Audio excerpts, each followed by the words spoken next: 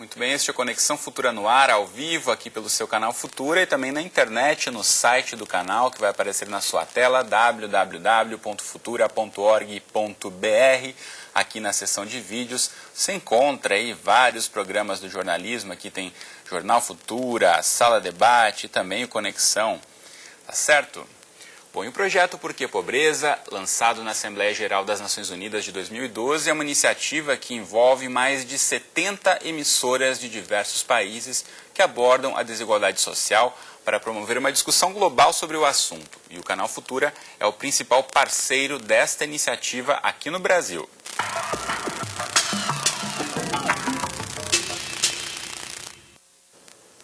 Pois é, a relação entre pobreza e acesso à educação já foi apontada por estudo da Secretaria de Assuntos Estratégicos da Presidência da República. De acordo com o levantamento com base em dados de 2011, entre as famílias 10% mais pobres da população brasileira, o ingresso das crianças na educação infantil foi 4 vezes menor em comparação com as famílias mais ricas. Os anos iniciais e o período de alfabetização são determinantes para o desempenho dos estudantes ao longo da vida escolar. Então, no programa de hoje, vamos falar sobre a importância da pesquisa e da análise dos dados para o bom andamento dos programas de alfabetização, principalmente nas áreas mais pobres. Para essa conversa, recebemos aqui no estúdio a Sueli Lima. Aqui do meu lado, ela é coordenadora da arte da Casa da Arte de Educar. E também conosco está o Ernesto Martins Faria, ele é economista da Fundação Lema. E você em casa, como sempre, também é nosso convidado, então aproveite para tirar todas as suas dúvidas, participe da conversa pela internet de 2 formas, mandando recados para a gente aí pelo Facebook, na rede social, você pode acessar facebook.com/canal Futura Oficial, você já encontra aqui esse post com o abecedário aqui na mão desse menino e você pode curtir, comentar, compartilhar esse post, a gente vai estar repercutindo com os nossos entrevistados aqui no estúdio logo mais. A outra forma de mandar recados online para a gente é no microblog, no Twitter, mande mensagens para @canal Futura. Tem também o bom e velho telefone 0 operadora 21 3523 4098. Enquanto você manda o seu recado, eu dou boa tarde aos nossos entrevistados. Tudo bem com vocês? Bem-vindos. Sim, obrigada. Obrigado pelo convite.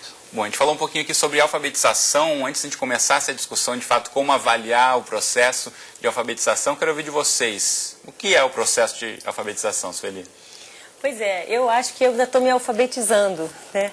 Sou doutora, estou me doutorando pela USP e continuo me alfabetizando, né? Porque o processo de alfabetização, se você pensar ele ampliado, né, ele é um processo que vai para além do aprender a ler e escrever, aprender a falar, né? Ele diz respeito ao estar no mundo, né?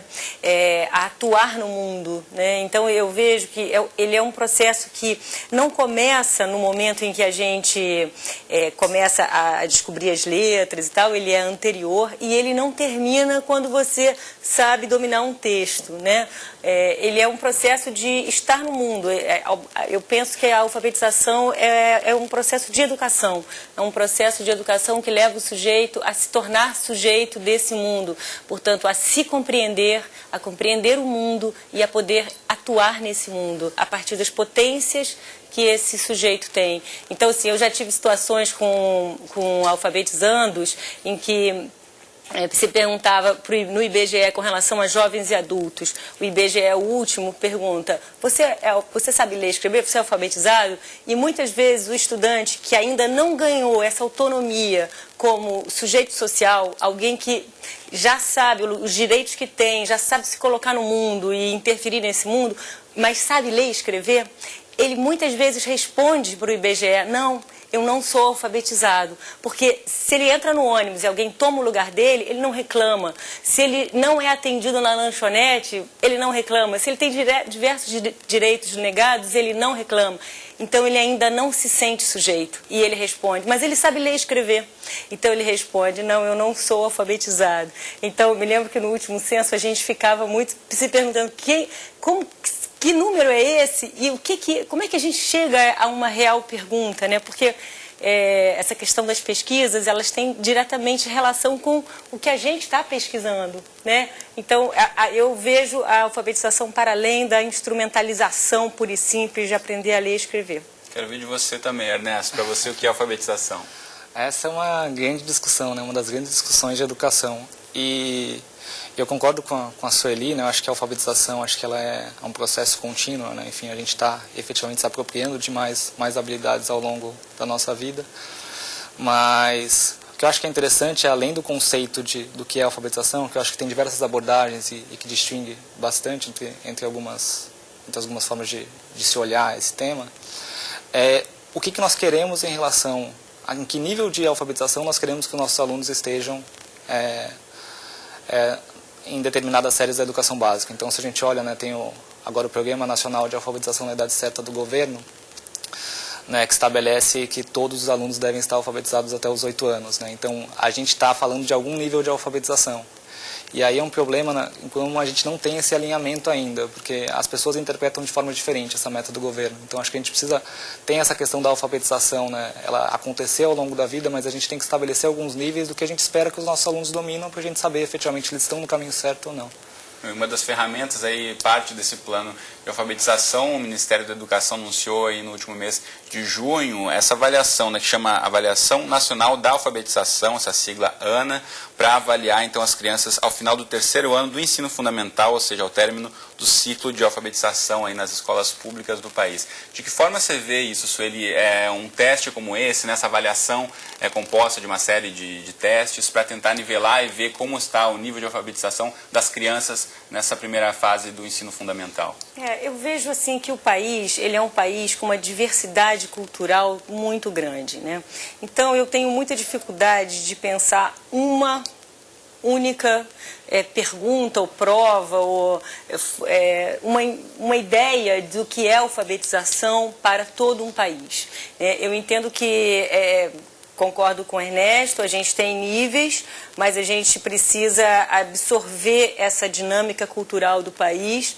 Eu acho uma coisa que sempre me questiono muito como pesquisadora e como educadora, é por que a gente é um país com tamanha potência cultural, com o legado de Paulo Freire, por exemplo, e a gente não consegue fazer dessa ambiência cultural vantagem para os nossos desafios pedagógicos. Por quê? Porque nossas escolas estão dissociadas de nossas práticas culturais, né? Escolaridade ainda é visto como um serviço para um desenvolvimento, né? E essas questões é que eu acho que precisam ser vistas quando a gente pensa numa avaliação, é pensar que realidades são essas, que saberes e conhecimentos são esses que circulam no país e que precisam estar expressos nos currículos e nas práticas escolares. Ernesto, que ganho pode-se ter a educação no Brasil e esse processo de alfabetização a partir do momento que existe aí uma avaliação como essa do MEC? Eu acho que tem dois tipos de avaliação, duas formas que você pode avaliar os alunos, né? Acho que tem a avaliação diagnóstica, para você verificar, né, se o aprendizado está acompanhando da forma que você esperaria, e a de processo, para você já espera algum tipo de comportamento que pode ter alguns erros. Acho que o erro, se está errado ou se está certo, não necessariamente é o principal, pelo menos o único ponto, mas você quer, a partir do resultado dos alunos, buscar saber que intervenções são importantes serem feitas.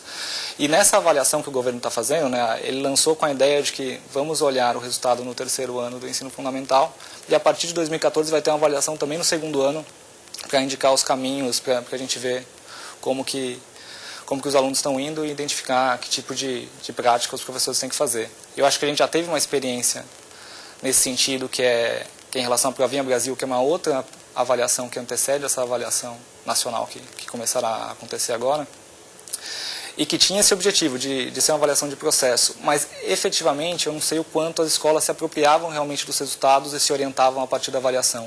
Então acho que mais do que uma avaliação externa em si, é importante a gente levar essa cultura para a escola, de acompanhar o aprendizado dos alunos, né? Então acho que e entender a avaliação mais do que o certo e o errado. Acho que a gente quer chegar num certo patamar, então a gente espera que os alunos dominem certas habilidades ao final do 3º ano da educação básica, mas é importante a gente entender o processo. Então, eu acho que se você olha uma avaliação nessa fase da alfabetização, acho que o errado ele pode ser errado de diversas formas, né? Então, ele pode estar errado por questão de fonema, ele pode estar substituindo uma letra, um 3 pode ele estar confundindo com um E, por exemplo, sabe? Tem muitas nuances, é importante o professor saber olhar isso, saber se apropriar. Então, acho que tem que ter além da avaliação em si, como que ela vai chegar nas escolas e que trabalho vai ser feito a partir desses resultados. A gente falou aqui outro dia no programa sobre o IDEB, né, exatamente um índice aí do desenvolvimento da educação básica, que a princípio poderia ser usado para nortear um pouco as políticas, mas acaba sendo muito mais aí, por outro lado, em algumas escolas, uma forma de fomentar essa parte de fazer um teste específico para os alunos irem bem naquela prova, e não sim o uso que se faria do resultado deles, né? Bom, a gente também pode aqui esperar a sua participação, estamos esperando ela pelo Facebook, pelo Twitter ou pelo telefone, assim como já fez a Jamara Nodari pelo Facebook. Obrigado aí, Jamara, pela participação. Ela diz que uma questão é a educação infantil ficar com um percentual tão pequeno em recursos, mesmo sendo uma fase tão importante para o ensino da criança. Então, ela diz que o nosso país necessita melhorar os investimentos para conseguir resultados satisfatórios. Que relação a gente consegue ver nisso, Sueli, de investimentos em educação infantil, com o processo de alfabetização dessas crianças, né, nessa fase inicial, e para a vida escolar delas ao longo da vida? Eu acho que eu concordo com a Jamara. Com a Jamara. Enfim, há que se pensar em toda uma vida, né? É um desafio de um país em desenvolvimento, né? Investimentos para toda essa população e para cada um de nós, né? Iguais, né? Mais próximos de um processo democrático. Não sei, eu concordo com ela. Ernesto, em relação aos investimentos, né, alguns educadores apontam que o dinheiro, na verdade, destinado à educação no Brasil até seria o suficiente de certa forma, mas ele é mal investido. De que forma os números apontam isso em relação à educação infantil? Primeiro ponto, acho que a educação infantil ela é super importante porque a educação é um processo contínuo, né? Então, acho que se você não domina certas habilidades, você vai precisar delas para dominar outras. Então, acho que E um ponto importante, né, em relação à educação infantil, ela é extremamente importante, entrando no tema da desigualdade, ela é extremamente importante para os alunos de mais baixa renda, que têm uma condição socioeconômica mais desfavorável. Porque esses alunos provavelmente têm um contato com menor vocabulário nos primeiros anos de vida, recebem têm menos insumos educacionais em casa, então eles recebem menos estímulos quando criança. Então a educação infantil é, de certa forma, uma etapa importante também para equalizar e facilitar o trabalho nas etapas seguintes, no ensino fundamental e no ensino médio. Então você precisa realmente tentar matar o mal pela raiz, né? Acho que tentar equalizar os alunos e garantir que eles cheguem efetivamente no ensino fundamental prontos para adquirir as habilidades que são necessárias. Então acho que é um processo importante que, se você deixa essa desigualdade já começar na educação infantil, eu acho que você não consegue, você vai ter muita dificuldade para revertê-la. Ou seja, se houver um investimento maior em educação infantil em escola pública, as crianças vão chegar aí no restante do ensino fundamental, ensino médio, para a sua vida escolar mais preparadas. Sim, facilita muito, acho que é um retorno, né, acho que muito importante, porque depois a gente vai discutir, tem no ensino fundamental, as salas heterogêneas, homogêneas, a dificuldade que o professor tem de lidar com alunos que estão em patamares de aprendizado distintos, como lidar com um aluno que está no 7º ano do ensino fundamental e não está alfabetizado. Acho que se você faz uma base sólida, acho que isso facilita muito o trabalho nas etapas seguintes. Em relação ao investimento, eu acho que o investimento do Brasil, acho que uma confusão que se faz, né? Algumas pessoas olham o percentual do PIB investido e outras olham os recursos por aluno, né? Acho que se a gente olha o percentual investido do PIB, não é tão mais baixo que o dos países mais desenvolvidos, mas ao mesmo tempo, esses países desenvolvidos eles têm uma riqueza muito maior que a nossa, né, por aluno matriculado. Então, acho que se a gente olha efetivamente o quanto a gente investe por aluno matriculado é baixo, apesar de a gente ter que avançar em questões de gestão, sim, mas ele é baixo. Na educação infantil ainda isso é um choque, porque dado a tamanha desigualdade que a gente tem no Brasil, acho que a gente precisaria investir mais. Vou colocar na tela para você de casa agora o site da Casa da Arte de Educar. O site é representado aqui da entidade que é a Sueli, vai falar um pouquinho para a gente sobre o trabalho desenvolvido na comunidade. Sueli, 200 crianças jovens de escolas públicas em atividades contraturno, de que forma isso também ajuda essas crianças estarem mais preparadas do que a escola também faz? Elas têm uma compensação ou um outro tipo de atividade no contraturno da escola? Nós temos o que a gente costuma falar, que a Casa da Arte da Mangueira ela é um laboratório de educação, né? Porque ali a gente vivencia uma série de de problemas da prática, e a gente vem construindo educação integral em parceria com escolas, universidades, empresas locais, enfim, com uma rede de atores sociais locais, e educação de jovens e adultos, que a gente vê que não basta trabalhar só com crianças e jovens, é importante trabalhar com a família, e 40% das nossas crianças são filhas de famílias pouco escolarizadas, então temos esse trabalho e vamos monitorando, entendemos que a educação é uma prática reflexiva, ela é necessariamente um acompanhar reflexivo, então por isso a importância das avaliações, porque as avaliações são um processo, elas precisam ser uma constante do professor, né? Nós professores temos que parar de pensar que agora é hora de refletir, vamos fazer o planejamento, aí agora vamos para a sala, como se fosse uma coisa contínua. Você vai planejando também em sala de aula, muitas vezes você revê reflexões,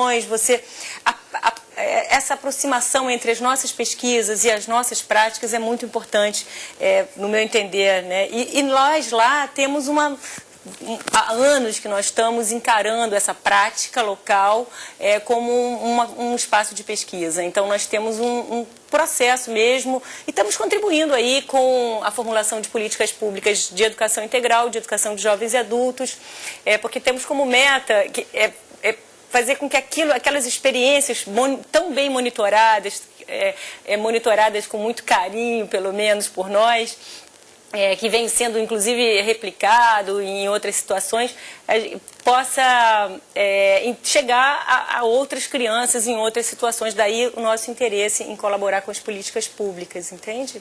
Ernesto, passar mais tempo na escola necessariamente significa mais aprendizado? De que forma a educação integral, nesse sentido de turno integral, influencia no aprendizado e no processo de alfabetização? Tá. Vou comentar um ponto da fala da Sueli, né, da avaliação ser importante para o professor também. Acho que isso é uma cultura que a gente tem que colocar. A avaliação é para o aluno e a avaliação também é para o professor. E não no sentido de a gente estar querendo verificar se o professor ou punir quem está fazendo mal e tudo mais, mas no sentido de dar um norte, dar um suporte. A gente fez uma pesquisa no final do ano passado na Fundação, chamada Excelência com Equidade, bem nesse tema da desigualdade, que a gente foi investigar escolas que estavam fazendo muito bem com alunos de baixo nível socioeconômico. E aí a gente viu o impacto positivo que teve em algumas escolas do início de avaliações em larga escala, né? Surge a Prova Brasil em 2005, que começa a avaliar as escolas. Quer dizer, os mesmos profissionais que estavam nas escolas quando elas tinham resultados ruins, eram exatamente os mesmos que estão nas escolas agora. E aí eles falavam eu não imaginava quando chegou a avaliação que meus alunos não estavam aprendendo. O norte que deu, e a partir da avaliação ele conseguiu, né, mudar a prática dele, né, aquilo deu um choque para ele, e ele com suporte adequado e não recebendo um reforço negativo, conseguiu melhorar.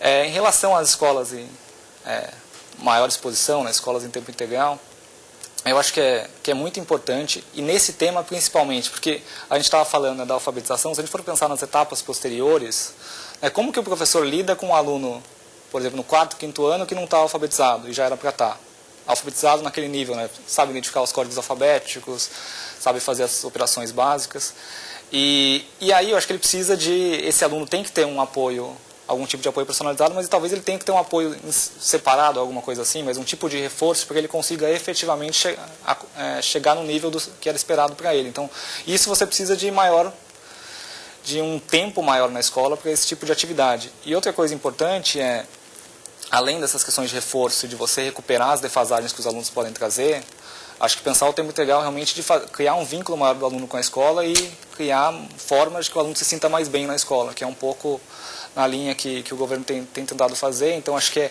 é tentar conciliar esse mix. Acho que a escola precisa fazer sentido, você precisa promover várias coisas além do português e matemática, né, que são atividades culturais e esportivas, e ao mesmo tempo reforçar essa base que a gente vê que em muitas escolas a gente falou da importância da educação infantil, né, de não deixar de fortalecer essa base, mas a gente olha o retrato hoje, a gente vê que essa base não foi fortalecida, então você precisa recuperar esses alunos, porque você não pode perder, né, acho que é essa geração. Então acho que isso é ter maior tempo de exposição para os alunos é extremamente importante. Eu queria contribuir, assim, alargando um pouco essa ideia de educação integral para além da escola, né? Quer dizer, não é ficar mais tempo dentro da escola que a gente vem debatendo. Não é só isso. Não é só isso, né?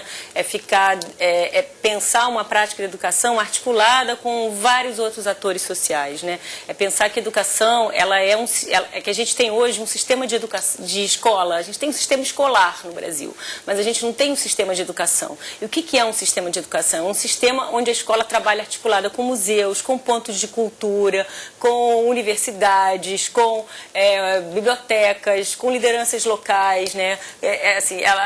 A educação, ela não é uma prática escolar, né? Então, quando a gente pensa, eu vejo assim, o esforço do governo da gente estar pensando educação no território, com responsabilidades. Claro que a escola é central, claro que a escola tem um destaque nesse processo, mas ela precisa se abrir para o que está em torno dela, até porque dessa forma ela vai poder rever seus problemas, sua didática, sua pedagogia.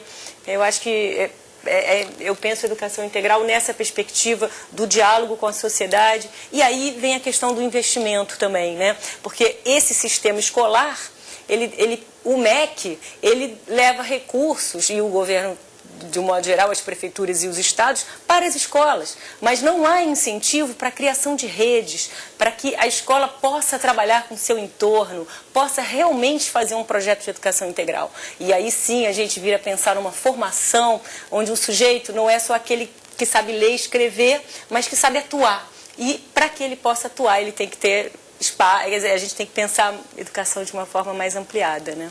A gente está quase chegando no fim do programa, tem algumas participações aqui que eu quero colocar e pontuar para vocês comentarem. Uma é do Leandro Narciso pelo Facebook, obrigado Leandro. Ele pontua aqui uma questão, a gente falava aqui de avaliação, de a gente acompanhar, né, o desenvolvimento. Ele fala sobre aprovação automática na rede pública, né, que é uma grande polêmica entre educadores e pais. Ele, na opinião dele, deveria acabar com isso lá em São Paulo, diz que é um grande problema, jovens passam de anos sem saber coisas básicas, que deve-se investir mais na educação para que possamos nos tornar uma grande potência. Opinião do Leandro. Em relação à aprovação automática, como vocês veem essa questão frente aos desafios que falávamos aqui dessa forma mais sólida, né, de ter uma formação mais sólida no início da vida escolar? Quer começar? Ernesto. Posso começar.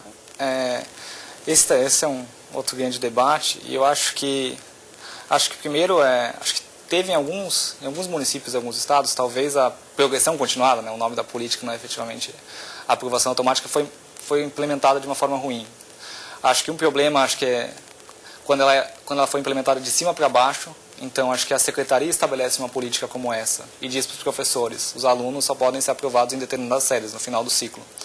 Eu acho que como o professor lida com essa informação, e principalmente se não houve um bom diálogo entre escola e secretaria, acho que isso pode ser ruim, porque o professor pode sentir sem mecanismos de buscar que o aluno chegue num patamar mais alto. Porque tem a questão de não poder reprovar, e mesmo às vezes o mecanismo da possibilidade de poder reprovar acaba sendo uma forma de ele fazer com que o aluno se motive mais para o aprendizado. E eu acho que uma outra questão, então tem esse ponto. E outro ponto não era para ser efetivamente uma aprovação automática. Era para que a progressão continuada no final do ciclo, mas você tem que ter mecanismos de acompanhamento para você no final do ciclo ter os alunos num patamar. Então, na verdade, a implantação desse modelo poderia ser revista. A gente tem um minutinho antes de encerrar, quero ouvir a Sueli nesse ponto. Eu acho que o desafio é construir processos democráticos mesmo com as políticas de cultura para as escolas, né? Professores precisam participar dos programas que são construídos, sejam eles pelos municípios, estados ou pelo governo federal. Enquanto isso não acontecer, a gente vai ter esse tipo de embate em que a política chega e nem sabe como, porquê e que vantagens ela pode trazer. Falando rapidamente, é isso. Só um ponto, só que eu acho que a reprovação não tem dado retorno, né? Então acho que a gente tem que pensar até que ponto a reprovação tem ajudado. Então... Muito bem. Então, com essa reflexão, a gente encerra a conexão de hoje. Deixa eu registrar aqui participações também do Eduardo, do Igor. A gente não conseguiu responder aqui, mas muito obrigado pela participação. Então, Ernesto e Sueli, obrigado vocês também por terem estado aqui comigo hoje. Boa tarde. Prazer. Muito bom, a gente volta a se encontrar então amanhã ao vivo, às 2h30 da tarde, em mais um Conexão Futura. Como sempre, eu espero você. Até lá.